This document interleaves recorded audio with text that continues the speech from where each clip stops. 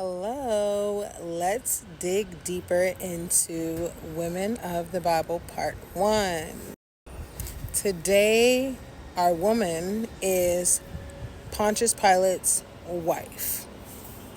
So, if you don't know who Pontius Pilate is, he is the one who was the one to make the call on whether or not Jesus actually broke the law and what they were going to do pertaining to punishing him. So they had already deemed him as someone who had broken the law. And then from there, he was the one who was going to be like, so what is the punishment that we're going to do for his, him going against what was supposed to be done? To Pontius Pilate, he honestly felt like Jesus had not done anything wrong after looking at the situation and kind of digging deeper, but everyone was hell-bent on crucifying him. They wanted to crucify him. They kept yelling, crucify him, crucify him, crucify him. Prior to making the decision, because they had already said that he was guilty of what they were charging him for, which was saying that he is the Son of God, and to them they were saying that it was blasphemy because they did not believe him. They asked the people, we also have this other person who's in jail, and in that time he was allowed to release one person. So they were like, do you want me to release Jesus and let him free, or do you want me to release this other person? And you can find this in Matthew 27, starting from verse 17.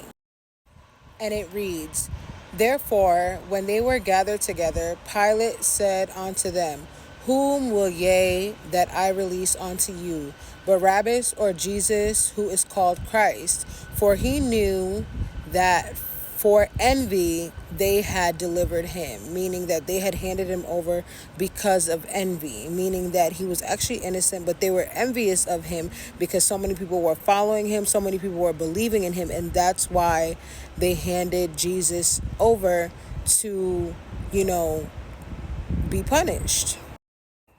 Verse 19 goes ahead and says, When he was set down on the judgment seat, his wife sent unto him, saying, Have thou nothing to do with that just man? For I have suffered many things this day in a dream because of him.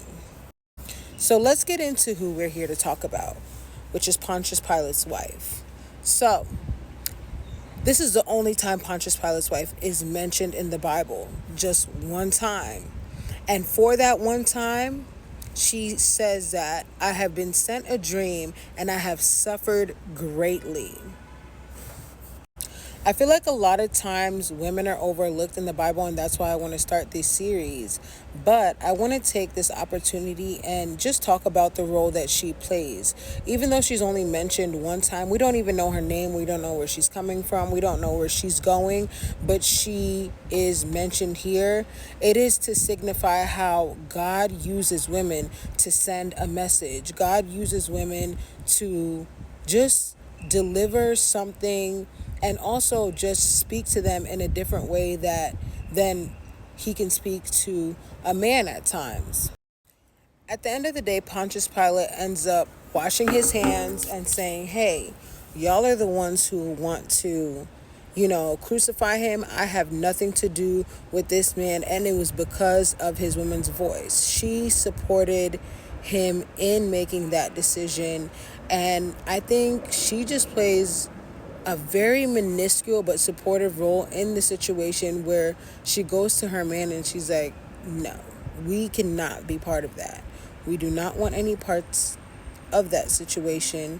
And I need you to let the people know, because that sin or whatever is about to take place shall not, will not, and cannot fall on our family. And even though it's so small, it's just like, it was still something that was not left out of the Bible. And that's why I think it's still very important to just mention that and just honor that. There's a lot of women in the Bible that are not talked about. There's a lot of women in the Bible that are overlooked. So I started with probably something so small, so simple, so little. But at the same time, it was significant because it was put in this book. And I think every part of the book is significant, regardless of how small or big the role is. I think, her being mentioned, even the woman who touched Jesus's cloak, like that was mentioned, and so many other things. So just think about it. Let's take time to think about how the Lord uses women in small ways, and sometimes they can be overlooked. We need to shed more light on women. We need to recognize them more and see the role that they're playing and honor that and glorify that, and be able to just, give thanks to God for even using them in the ways that they do, because I feel like a lot of women feel unseen. A lot of women feel like they're not heard, they're not being listened to, they're being overlooked. And I bet you women in the Bible felt the same way that women today feel,